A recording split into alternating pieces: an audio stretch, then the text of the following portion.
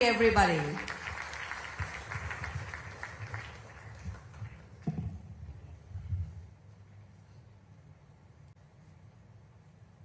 संकल्प से सिद्धि सम्मेलन के अंदर आज मेरे साथ मंच पर उपस्थित श्रीमान बसवराज बोम्मई जी, मुख्यमंत्री कर्नाटक सरकार, मेरे साथी मंत्री और मित्र भाई जी किशन रेड्डी जी, भारत सरकार में संस्कृति, पर्यटन और नॉर्थ ईस्ट के डेवलपमेंट का जिम्मा उनके सर पर है। श्री संजीव बजाज,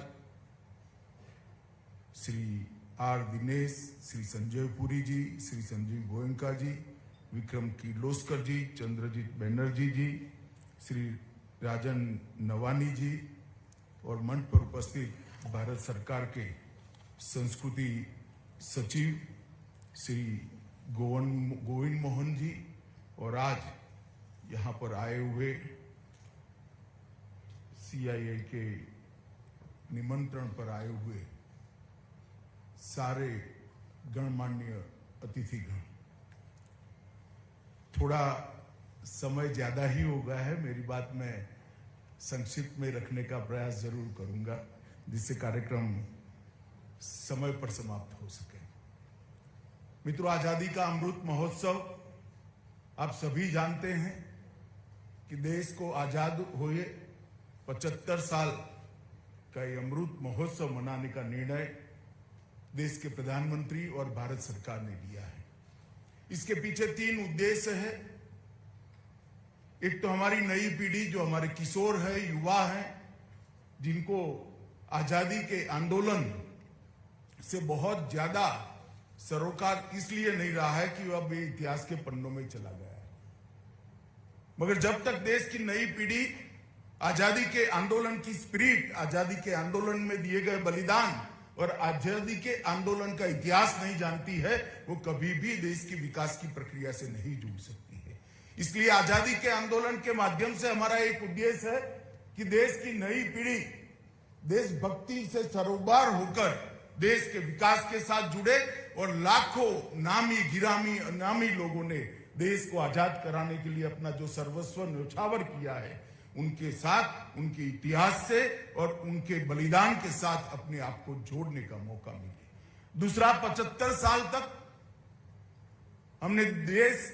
हमारे देश ने दुनिया में कई सारे क्षेत्र के अंदर अनेक उपलब्धियां प्राप्त की हैं। अंतरिक्ष से लेकर डेमोक्रेसी की जड़ें पाताल से गहरी करने तक कई क्षेत्र में हमने अनेक सारी उपलब्धियां हासिल की है। आज हम दुनिया का सबसे बड़ा और सबसे वाइब्रेंट लोकतंत्र है, इसमें हमारे पर कोई क्वेश्चन मार्क नहीं कर सकता। ये सारी उपलब्धियों को एक बार जनता तक पहुंचाना है। जनता इस उपलब्धियों से अपने आप में गौरव का भाव खड़ा करे और एक गौरव से निर्मित आत्मविश्वास नए भारत की रचना के लिए काम आए, ये भी इसका दूसरा उद्देश्य है। और तीसरा उद्देश्य, 75 साल हो गया, शताब्दी भी आए, हो सकता है उस वक्त जब शताब्दी मनाई जाएगी ये मंच पूरा का पूरा चेंज हो गया होगा, कुछ लोग दुनिया में भी नहीं होंगे, मगर देश होगा, देश का भविष्य भी होगा। हमने ये आज ही सुनिश्चित करना है कि 75वें साल में एक संकल्प करना है, हर क्षेत्र के अंदर संकल्प करना है कि शताब्दी जब मनाई जाएगी तब हर क्षेत्र में भारत कहां खड़ा होगा, भारत क्या अचीव करेगा और दुनिया को लीड भारत कैसे करेगा। और अगर ये संकल्प हमने लेना है तो संकल्प को सिद्ध करने की भी यात्रा का रेखांकन, उसका भी प्लानिंग हमने आज ही करना पड़ेगा। और संकल्प से सिद्धि का यह सम्मेलन उस अमृत वर्ष से लेकर शताब्दी के वर्ष तक का प्लानिंग का एक सम्मेलन है। और 75 वर्ष से 100 साल का जो काल है, वो काल मोदी जी के शब्दों में कहे तो अमृत काल है। तो देश आजाद होने के बाद 17 लोकसभा चुनाव हुए, 22 सरकारें आई, 15 प्रधानमंत्री आए, सभी ने कुछ न कुछ कंट्रीब्यूट किया है, सभी ने इसको आगे ले जाने के लिए जो अपनी क्षमता थी, जो अपने विचार थे, जो देश की परिस्थिति थी, इसके अनुरूप देश को आगे बढ़ाने का प्रयास किया है। और मैं मानता हूं कि प्रयास के कारण ही आज हम यहां पर खड़े हैं। मगर आज मैं इतना जरूर कहना चाहता हूं कि 8 साल से नरेंद्र मोदी सरकार ने और विशेषकर नरेंद्र मोदी जी ने इस देश के सर्वस्पर्शीय सर्वसमावेशी विकास को एक बहुत अच्छे तरीके से दुनिया के सामने रखने का काम किया है। और पूरी दुनिया चकाचौंध होकर भारत के विकास की गति को भी देख रही है, भारत के विकास के डायमेंशंस को भी देख रही है। कोई ऐसा क्षेत्र नहीं है जहां सुधार नहीं हुआ है, कोई ऐसा क्षेत्र नहीं है जहां हम आगे नहीं बढ़े हैं, कोई ऐसा क्षेत्र नहीं है जहां रिफॉर्म नहीं किए गए हैं, और कोई ऐसा क्षेत्र नहीं है जहां संभावनाएं बढ़ाई नहीं गई है। इतना सर्वस्पर्शीय सर्वसमावेशी विकास शायद ही कभी हुआ होगा।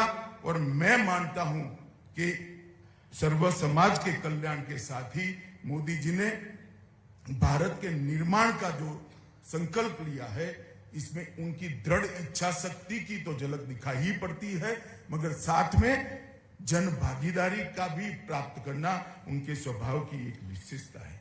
मित्रों, मैं थोड़ा बैकग्राउंड में जाकर बहुत जल्दी से बताऊंगा कि 2014 में जब मोदी जी प्रधानमंत्री बने, देश की इकोनॉमी की स्थिति क्या थी।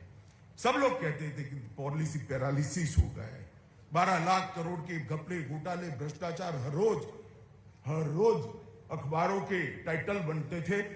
और सीवीसी, सीबीआई और सुप्रीम कोर्ट तीनों इस घोटाले के पीछे पड़ते थे।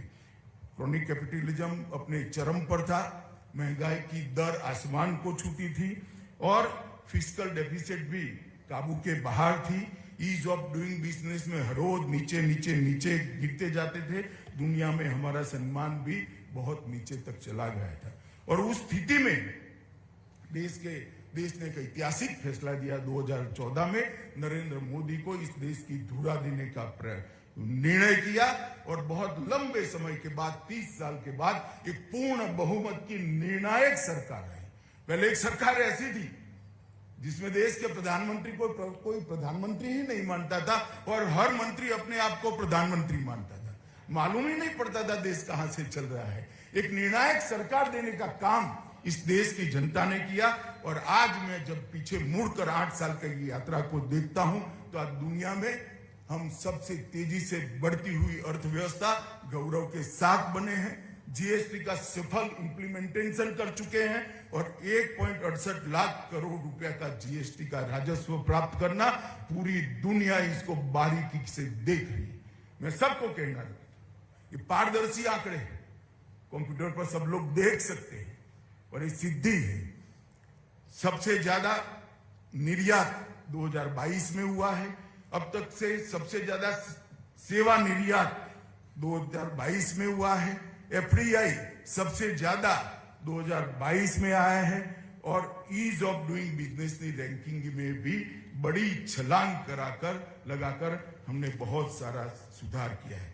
मित्रों, पिछले 8 साल के अंदर अर्थतंत्र को रिवाइव करने के लिए, अर्थतंत्र को मजबूत करने के लिए, न केवल रिवाइव करने के लिए, उसको दिशा देने के लिए भी नरेंद्र मोदी सरकार ने ढेर सारे प्रयास किए हैं। और अर्थतंत्र जब तक चैनलाइज नहीं होता, इसकी कोई सुनिश्चित दिशा नहीं होती, तब तक ये कभी भी देश के विकास के काम में नहीं आ सकता। व्यक्ति तो बड़ी बढ़ सकती है, मगर जब तक पूरे अर्थतंत्र को चैनलाइज कर सभी पैरामीटर्स को ठीक करते एक दिशा में उसको नहीं ले जा सकते हैं, तब तक वो देश का फायदा कभी नहीं कर सकता। कंपनियां कुछ जरूर बड़ी बन सकती, देश बड़ा नहीं बन सकता है। हमने आत्मनिर्भर भारत और मेक इन इंडिया, ये 2 नारों के बीच में भारत के अर्थतंत्र की एक दिशा तय करने का काम किया है।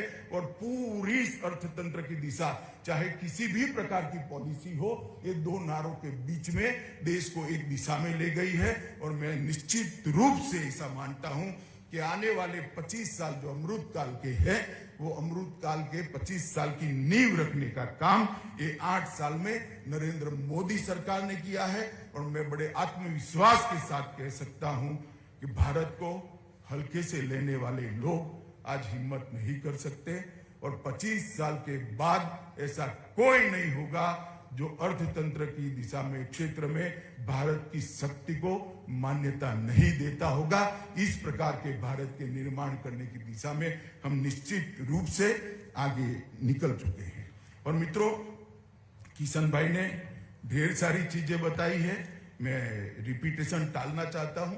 मैं सीधा 2019 पर आ जाता हूं। 2019 में मानव ने अपने मानव इतिहास में सबसे बड़ी महामारी का हमने सामना किया। महामारी जिस प्रकार से आई और जिस तेजी से फैली, सभी लोग दिग्भ्रमित और दिग्मूढ़ होकर बैठे थे कि क्या होगा, किस प्रकार से इससे हम बचेंगे, किस प्रकार से आगे बढ़ेंगे। ना दवाई थी, ना वैक्सीनेशन था। रिसर्च तो चालू करते हैं मगर सालों के सालों लग जाते हैं, हमें भी मालूम है। वैक्सीन आने के बाद अंतिम व्यक्ति तक लगाने के लिए भी सालों के सालों वो लग जाते हैं। और लॉकडाउन लगाना पड़ा। लॉकडाउन लगाने के बुरे परिणाम स्वाभाविक रूप से न केवल भारत, दुनिया भर के अर्थतंत्र पर हुई, पूरी सप्लाई की चेन बिखर गई। इस सारी समस्याओं के बीच में भारत ने अपने आप को एक नए मॉडल के रूप में प्रस्तापित किया है। दुनिया भर के अर्थशास्त्रियों ने डिमांड को बढ़ाने का सुझाव दिया, बड़े बड़े पैकेज घोषित किए, नोटें छापकर बांटते गए। और भारत ने उसी वक्त एक नए प्रकार की नीति को अपनाया। सबसे पहले हमने महामारी के उपाय को ढूंढने का प्रयास किया। इसका वैक्सीनेशन बनाने के लिए प्रधानमंत्री जी ने कोविड आने के पहले ही महीने के अंदर साइंटिस्टों के साथ मीटिंग कर अपनी ऑफिस में एक हाई पावर कमेटी की रचना कर स्वदेशी वैक्सीन की निर्माण के लिए ढेर सारे प्रयास चालू कर दिए। क्योंकि इससे मंदी से उभर तो तभी सकते हैं जब सोसाइटी कोविड से उभर जाएगी। अगर सोसाइटी ही कोविड से नहीं उभरती है, देश ही कोविड से नहीं उभरता है, तो मंदी से उभरने की कोई सवाल नहीं। और उस वक्त हमने बड़े बड़ी डिमांड बढ़ाने के लिए बड़े बड़े पैकेज घोषित कर नोटें छापने की जगह हमने पॉलिसी पर कंसंट्रेट करने का काम किया। और इसके कारण आज दुनिया के सभी अर्थशास्त्री एक बात मानते हैं कि आफ्टर कोविड इरा में कोविड की इफेक्ट से सबसे पहले कोई अगर अर्थतंत्र उभर कर आया है तो वो मेरे और आपके महान देश भारत का अर्थतंत्र सबसे पहले है। और इस पॉलिसी के कारण ही हम जल्दी से इससे निकल कर आए। हां, हमने एमएसएमई को जरूर बचाया। एमएसएमई को बचाने के लिए हमने कई प्रकार के प्रयास किए। इनको वर्किंग कैपिटल दिया, 6 लाख करोड़ रुपया एमएसएमई को देने का हमने प्रयास किया। मुफ्त राशन देकर लोगों को टिकाने का, उनके मॉरल को टिकाने का प्रयास किया। डायरेक्ट बेनिफिट ट्रांसफर की स्कीमें भी चालू की, जिससे व्यक्ति अपने आप को संभाल कर रख सकते। और कई सारी चीजें हमने कोविड के समय में ही करी। उसी वक्त प्रधानमंत्री जी कोविड होने के बावजूद भी मैं भी बैठकों में जाता था, सुबह से शाम तक निरंतर बैठक करते रहे हैं। हमने फोकस के 5 स्तंभ तय किए: economy, infrastructure, systematic reform in system, demography, demand and supply. ये 5 स्तंभ के आधार पर हमने कोविड को टैकल करने का निर्णय किया। और मुझे कहते हुए आनंद है कि मोदी जी की इसी पॉलिसी ने भारत को बाहर कोविड की इफेक्ट से बाहर लाने का काम किया है। मित्रों, 200 करोड़ के देश, 130 करोड़ लोग और 2 टीके, आप कल्पना करिए, कोई कल्पना ही नहीं कर सकता कि भारत ये मैनेज कर पाएगा। और मैं किसी देश की निंदा करने नहीं आया हूं, ना हमारा ये अप्रोच है, भारत का अप्रोच कभी ये हो ही नहीं सकता। मगर बड़े बड़े देश भी मैनेज नहीं कर पाए हैं। हमने 100 करोड़ लोगों को टीका लगा दिया, किसी को मालूम नहीं हुआ, कोई अफरा तफरी नहीं हुई। टेक्नोलॉजी का इतना अच्छा उपयोग शायद ही किसी देश ने कभी करा। कई सारे देशों ने हमारी कोविन ऐप को मांगा है और स्वीकारा है। और व्यवस्था इस प्रकार की बनी, लाइनें तो लगी मगर आपको टीका भी लग गया, फ्री ऑफ कॉस्ट लग गया, सरकार ने कॉफी भी पिलाई और 30 ही सेकंड में आपके मोबाइल पर टीके का सर्टिफिकेट भी भेज दिया। और इसके कारण समाज कोविड के भय से मुक्त हुआ, और जब समाज कोविड के भय से मुक्त हुआ तो स्वाभाविक रूप से अर्थतंत्र में गति आई और सबसे पहले जनजीवन सामान्य भारत में करने का हमें फायदा मिला। और हमने 80 करोड़ लोगों को 2 साल तक मुफ्त अनाज देने का भी काम किया, जिससे इनका जीवन कोविड के समय में बहुत अच्छे से चल सके। मैं आज गर्व के साथ कहना चाहता हूं मित्रों, दुनिया में कोई देश ऐसा नहीं है जिसने 80 करोड़ नागरिकों को 2 साल तक भोजन उसके घर में पहुंचाने का काम किया है। केवल और केवल भारत एक ऐसा देश है। जनमानस को ढाढ़स दिलाने के लिए डायरेक्ट बेनिफिट ट्रांसफर स्कीम को भी हमने किया और उसी वक्त हमने ढेर सारी पॉलिसियों को भी आकार देने का काम किया। उसी समय में नई शिक्षा नीति आई। आप नई शिक्षा नीति का अध्ययन आपकी इंडस्ट्री में एक टीम बनाकर जरूर करिएगा, क्योंकि इंडस्ट्री के लिए भी बहुत महत्वपूर्ण है हमारी नई एजुकेशन पॉलिसी। फिर नई ड्रोन नीति आई, नई स्वास्थ्य नीति बनी। आयुष्मान भारत के तत्वाधान के अंदर हेल्थ इंफ्रास्ट्रक्चर को लाखों करोड़ों रुपया इन्वेस्ट करने की एक योजना बनी। कॉमर्शियल कोल माइनिंग का भी उसी वक्त निर्णय लिया गया।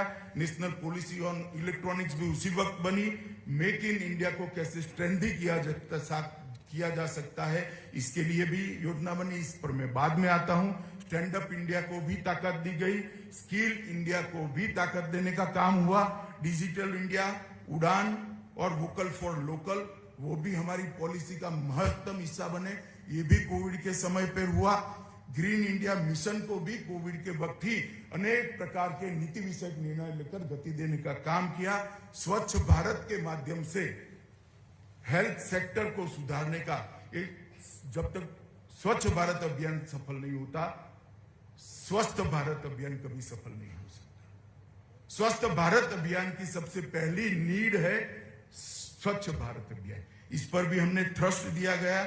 डायरेक्ट बेनिफिट ट्रांसफर अगर मैंने कह ही दिया, जनधन, आधार और मोबाइल का उपयोग कर हर व्यक्ति को अपना बेनिफिट अपने बैंक अकाउंट में दिया। सुलभ भारत, किशन भाई ने कहा कि आज एक भी घर भारत में ऐसा नहीं है जहां टॉयलेट नहीं है। हमें लगता है कि ये क्या छोटी छोटी चीजें हैं, मगर हमने किया है। जीएसटी, उसको भी स्ट्रेंथ देने का काम किया। उज्ज्वल डिस्कॉम, स्मार्ट सिटी, अनेक प्रकार की नीतियों का निर्धारण एक कोविड के 2 साल के अंदर किया, जिसके कारण अर्थतंत्र को हर क्षेत्र में गति मिलने का कारण हो। और इसके साथ साथ हम पीएलआई स्कीम लेकर आए। 14 सेक्टर्स हमने सिलेक्ट किए। Mobile and electronic, drug intermediates, medical device, automobile and auto component, drug और pharma, special steel, telecom and networking products, electronic और technological products, white goods, food product, textile products, high efficiency solar PV modules, advance chemistry cell, drone and drone component. ये सारी PLI के माध्यम से लगभग 30 लाख करोड़ रुपए का उत्पादन बढ़ाने का योजना बनाया। और पीएलआई तो सिंबॉलिक, कुछ ही लोगों को इसका फायदा मिलेगा, क्योंकि इसकी मर्यादा है। कुछ हजार करोड़ हर क्षेत्र में सरकार इन्वेस्टमेंट में आपको सहायता करेगी, परंतु जो एक क्षेत्र के अंदर जाते हैं, इसकी पूरी इकोसिस्टम को बदलने का काम, इसकी पॉलिसी बनाने का काम। पीएलआई अपने आप में आइसोलेटेड नहीं है। ये जो सेक्टर थ्रस्ट देने का जिस सेक्टर पर हमने तय किया है, वो सेक्टर को आइसोलेशन में नहीं छोड़ा है। पीएलआई इसका एक हिस्सा है जो परिचय कराता है कि हाँ, भारत सरकार का ये थ्रस्ट एरिया है। इसके साथ सारी पॉलिसियों को भी हमने बदलने का काम किया है। और मैं मानता हूं इससे भारत को मैन्युफैक्चरिंग हब बनाने का और आत्मनिर्भर भारत बनाने का बहुत बड़ा काम नरेंद्र मोदी जी ने किया है। और ये पीएलआई तय करते वक्त हमने हमारे इंपोर्ट बिल को हमारी नजर के सामने रखा है। कौन सी चीजों को हम इंपोर्ट कर सकते हैं, इंपोर्ट बिल को भी सामने रखा है, हमारे स्टार्टअप की एक्टिविटी को भी सामने रखा है, क्योंकि स्टार्टअप आइसोलेशन में काम तो कर सकता है, यूनिकॉर्न भी बन सकता है, मगर इंडस्ट्री और स्टार्टअप के बीच में एक जुड़ाव है तो स्टार्टअप और इंडस्ट्री दोनों का फायदा होता है। इसके साथ साथ हमने हमारी मैन्युफैक्चरिंग चेन में क्या वैक्यूम है, कौन सी चीज टोटल मैन्युफैक्चरिंग चेन में बाहर से आती है, इसको भी कंसंट्रेट किया है और बहुत सोच समझकर एक सेक्टर हमने तय की है। इसके हमें फायदे भी मिले हैं और अभी तो शुरुआत है, आने वाले दिनों में इसके फायदा होगा। मित्रों, मोदी जी के नेतृत्व में भारत जो 8 साल चला, इसका परिणाम मैं आपके सामने रखना चाहता हूं। आज आफ्टर कोरोना जीडीपी ग्रोथ हमारा 7.4 2022 का है। इसके सामने कंपैरिजन के लिए मैं कहता हूं, अगेन मैं कहना चाहता, मैं किसी की टीका नहीं करना चाहता, यूएस का 2.3, जर्मनी का 1.2, ये तो चलो समझे सैचुरेशन की इकोनॉमी है, परंतु चीन 3.3 और ब्राजील 1.7 और भारत 7.4। यही बताता है कि हमारी नीतियां सफल हुई है और हमारी नीतियां परिणाम है। इन्फ्लेशन को भी ये जो जिन्होंने बड़े बड़े कार्यक्रम करे, नोटें छापी, पैकेज घोषित किए, आज मंदी में फंसे हैं।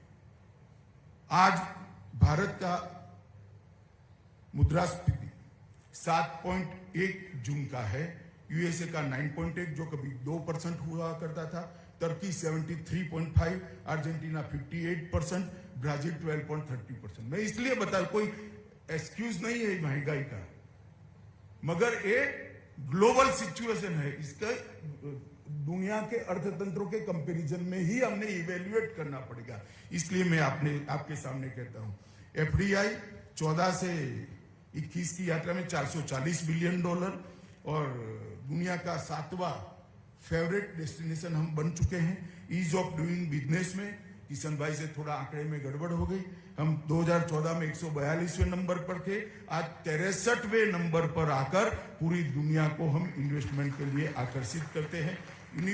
यूनिकॉर्न स्टार्टअप 2014 में एक था, आज 100 से अधिक यूनिकॉर्न स्टार्टअप लेकर आज भारत के युवा दुनिया के मंच पर भारत को रिप्रेजेंट करते हैं।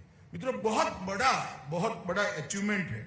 ग्लोबल कॉम्पिटिटिवनेस इंडेक्स के अंदर भी 2014-15 में हम 71 नंबर पर थे, आज 43वें नंबर पर आए हैं और बाकी सारे के बीच में स्पर्धा इतनी कम है, थोड़ा सुधार करते हैं तो हम 30 के अंदर आ जाएंगे, बहुत तेजी के साथ आ जाएंगे।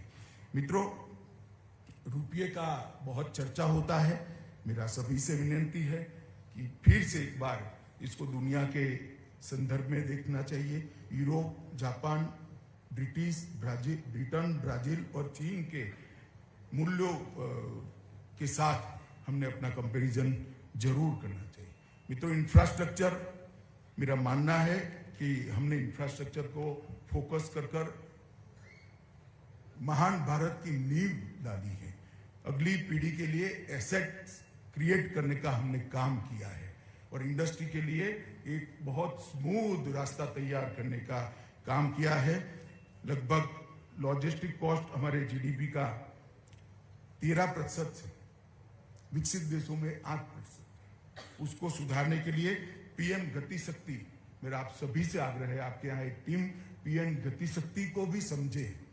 पीएम गति शक्ति को अगर आप सब लोग, मैं सिर्फ टीवीएस वालों के लिए नहीं कहता हूं, सबके लिए कहता हूं, पीएम गति शक्ति को सबने समझना पड़ेगा। अगर पीएम गति शक्ति के आसपास अगर आप अपनी इंडस्ट्री के डिजाइन करते हो, इसको उस दृष्टि से डेवलप करने का सोचते हो, तो आपको भी बहुत बड़ा फायदा होगा। सामाजिक और इकोनॉमिकल इंफ्रास्ट्रक्चर के लिए हमने 100 लाख करोड़ रुपए का इन्वेस्ट करने का निर्णय किया है। 11 इंडस्ट्रियल कॉरिडोर बनाए हैं, 32 इकोनॉमिक इन्वेस्टमेंट क्षेत्र बनाए हैं और लगभग transmission line 3 lakh circle kilometre थी, इसको 8 साल के कम समय में बढ़ाकर 4,42,000 सर्किल किलोमीटर बनाने का काम नरेंद्र मोदी सरकार ने किया है। पहले सिर्फ 60 पंचायतों में ऑप्टिकल फाइबर पहुंचा था। 8 साल में अब हम 1,50,000 पंचायत तक पहुंच चुके हैं और हमने लक्ष्य रखा है 2025 दिसंबर तक एक भी गांव ऐसा नहीं होगा जहां ऑप्टिकल फाइबर की पहुंच नहीं होगी। मित्रों, मैं इसलिए बताता हूं कि सरकारें जो इंफ्रास्ट्रक्चर तैयार कर रही है, सरकार इंफ्रास्ट्रक्चर के अंदर जो मेहनत कर रही है, इन्वेस्ट कर रही है, वो आपके लिए एक इकोसिस्टम को तैयार कर रही है। मित्रों, लगभग नेशनल हाईवे 91,000 किलोमीटर था, इसको बढ़ाकर 1,34,000 किलोमीटर करा है और नवीनीकरण ऊर्जा की क्षमता लगभग 100 गीगावाट को पार कर गई है। पूरी दुनिया देख रही है, सोच रही है कि भारत ने कैसे किया है। मित्रों, मैं एक महत्वपूर्ण बात पर भी जरूर ध्यान रखना चाहूंगा। आबादी के लिए हमेशा विवाद चलता है कि आबादी कम होनी चाहिए या ज्यादा होनी चाहिए। आबादी चिंता का विषय है नहीं, मगर एक माने में आबादी मार्केट भी है और मार्केट तब होती है जब देश का ग्रोथ सिमेट्रिकल हो। भारत एक ऐसा अजूबा देश था जिसकी आबादी 130 करोड़ थी और मार्केट 80 करोड़ लोगों का था, क्योंकि 60 करोड़ लोगों के पास परचेसिंग कैपेसिटी ही नहीं थी। उनकी प्रायोरिटी उनके परिवार की पालना करना था। हमने गैस सिलेंडर दे दिया, टॉयलेट दे दिया, हर घर में पीने के पानी दे रहे हैं। लगभग पीएम किसान के माध्यम से 6,000 रुपया हर किसान को, 11 करोड़ किसानों को दे दिया। लगभग 2,57,00,000 लोगों को घर दे दिए। लगभग 60 करोड़ लोगों को 5 लाख का हेल्थ इंश्योरेंस दे दिया। 43 करोड़ बैंक खाते दिए। डीबीटी के माध्यम से 300 के अधिक योजनाओं के 23 लाख करोड़ रुपया 8 साल में सीधा गरीब के बैंक अकाउंट में एक आने के करप्शन के बगैर पहुंचाने का काम भारतीय जनता पार्टी की नरेंद्र मोदी सरकार। और 80 करोड़ लोगों को 2 साल से हम मुफ्त राशन दे रहे हैं। इसका मतलब क्या होता है? इसका मतलब होता है कि ये 60 करोड़ लोग अपने हर रोजमर्रा की चिंताओं से सरकार ने उनको मुक्त। हर आदमी सोचता है कि मेरा एक घर हो, घर में टॉयलेट हो, घर में बिजली हो, मेरा परिवार स्वस्थ रहे। इसकी ये चिंता में ही इसकी पीढ़ियां चली गई, समाप्त नहीं होती थी, पीढ़ियां चली गई। नरेंद्र मोदी सरकार ने 8 साल में ये सारी चिंताओं से उसको मुक्त कर दिया। अब वो क्या सोच रहा है? पहले परिवार का लालन पालन का सोचता था, अब वो क्या सोच रहा है? मेरे घर में एक स्कूटी आ जाए, मेरे घर में एक कूलर आ जाए, मेरे घर में एक टीवी आ जाए। और जो समय उसका घर का पेट भरने के अंदर जाता था, वो समय अब उसकी महत्वाकांक्षा पूरी करने के लिए वो लगा रहा है। वो अपने आप को भारत के विकास के साथ जोड़ रहा है। जो अर्थशास्त्री होंगे उसका जरूर इवैल्यूएशन कर पाएंगे कि एक देश में 60 करोड़ लोग ऐसे हैं जिसका देश के अर्थतंत्र को विकास करने के लिए 0 कंट्रीब्यूशन है, तो कितना बड़ा बोझ होता है। आज नरेंद्र मोदी जी ने वो 60 करोड़ लोगों को देश के अर्थतंत्र के विकास के साथ उसकी आकांक्षाओं को जोड़कर ये इकोनॉमी को और आपके मार्केट को 130 करोड़ का बनाने का काम किया है। मैं मानता हूं ये बहुत बड़ा काम है। 130 करोड़ लोग जब मिलकर हमारे देश को, अर्थतंत्र को कंट्रीब्यूट करते हैं, तब हमारी स्ट्रेंथ बहुत बड़ी बनती है। और एक प्रकार से मैं जरूर कहना चाहूंगा कि मोदी जी ने अर्थतंत्र को एक मानवीय चेहरा बनाया है। मेरी कई अर्थशास्त्रियों से भी बात होती है जो बुक पढ़कर अर्थशास्त्री बने, किताबें पढ़कर पढ़ा। कई बार बात होती है कि क्या कर रहे हैं आप। मैंने बोला एक बात बताइए, अगर हम हर व्यक्ति के घर में पानी पहुंचाते हैं, नल से पानी पहुंचाते हैं, तो जीडीपी बढ़ेगा या नहीं बढ़ेगा? फिर जवाब देते हैं हाँ बढ़ेगा। हर व्यक्ति को घर देने का प्रयास करते हैं तो बढ़ेगा या नहीं बढ़ेगा? तो क्या बढ़ेगा। 15 करोड़ लोगों को गैस मिलेगा तो जीडीपी बढ़ेगा या नहीं बढ़ेगा? वो कहता है हाँ बढ़ेगा। हम कहते हैं कि हर घर में बिजली पहुंचा देंगे और वो तो 200-300 रुपया बिजली का बिल भरता जाएगा, तो जीडीपी बढ़ेगा या नहीं बढ़ेगा? तो बढ़ेगा। तो मैंने बोला हम तो जीडीपी बढ़ाने का काम कर रहे हैं भैया, सिर्फ तेरी बुक्स में नहीं लिखा है, इसलिए तू चिंतित है, चिंता मत कर। ये जीडीपी का ह्यूमन फेस है, हमने जीडीपी को शुष्क नहीं रखा है, ह्यूमन फेस देने का काम किया। और जब ये सारे लोगों का इच्छा आगे बढ़ने का देश के विकास के साथ जुड़ता है, तभी तो महान भारत की रचना होती है, तभी तो भारत मैन्युफैक्चरिंग हब बन सकता है, और तभी तो भारत के अर्थतंत्र का विकास हो सकता है। ये विजन के साथ 8 साल से काम हुआ है, टुकड़े टुकड़े में काम नहीं।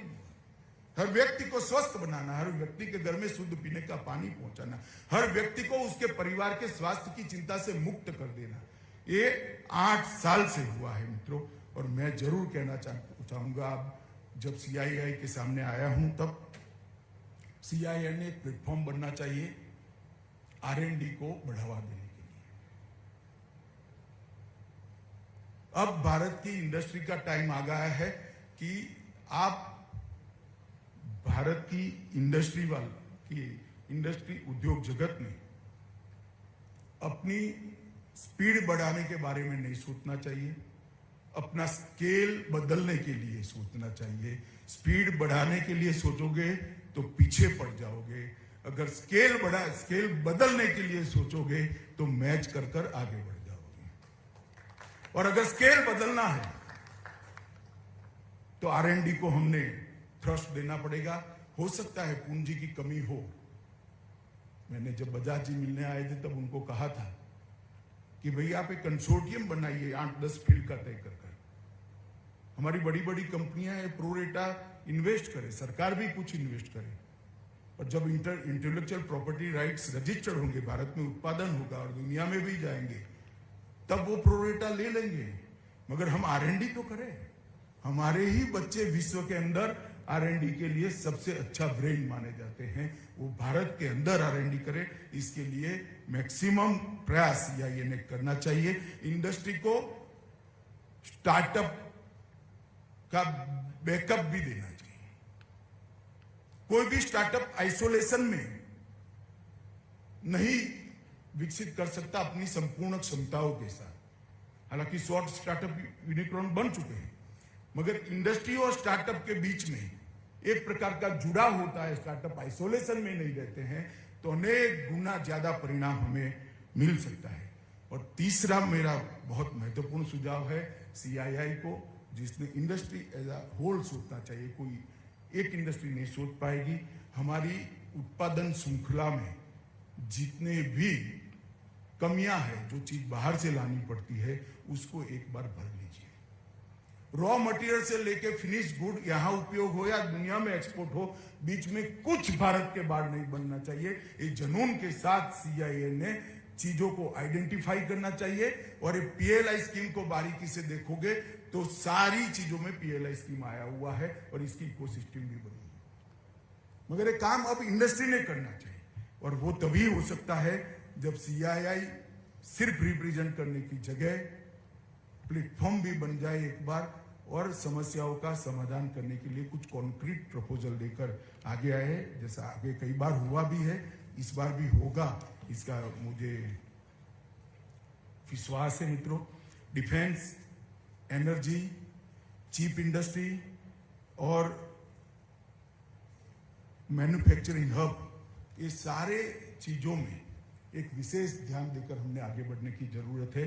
जो हमारा रुपया बड़ी तेज गति से बाहर ले जाते हैं, इसको कंसंट्रेट करने की जरूरत है। प्राइवेट सेक्टर बनाने की भी जरूरत है।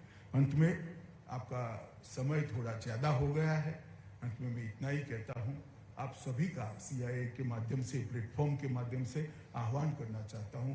मित्रों, इंडस्ट्री जगत भी आइसोलेशन में नहीं जी सकता। 130 करोड़ लोगों के साथ भी हमने अपने आप को जोड़ना पड़ेगा, इनके हितों के साथ जोड़ना पड़ेगा, इनके सुख दुख के साथ जोड़ना पड़ेगा। और मोदी जी के नेतृत्व में जब हम ये आजादी का अमृत महोत्सव मना रहे हैं, इस वक्त इंडस्ट्री ने भी शताब्दी के अपने लक्ष्य तय कर इसको पूरा करने के लिए पुरुषार्थ करना पड़ेगा। आइए हम सब मिलकर नया भारत बनाएं, महान भारत बनाएं, और पूरी दुनिया भारत के ऐश्वर्य से, भारत की समृद्धि से और भारत की सुरक्षा की नीति से चकाचौंध हो जाए, इस प्रकार का भारत बनाए, यही आप लोगों से अपेक्षा भी है, अभ्यर्थना भी है। फिर से एक बार लेट होने के लिए आप सबसे क्षमापना। वंदे मातरम। भारत माता की जय।